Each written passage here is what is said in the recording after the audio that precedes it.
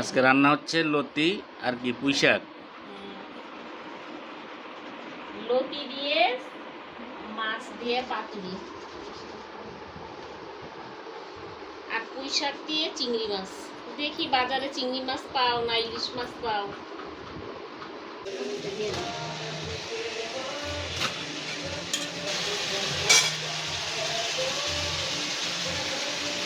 চিংড়ি মাছ দিয়ে শাক রান্না লাগে।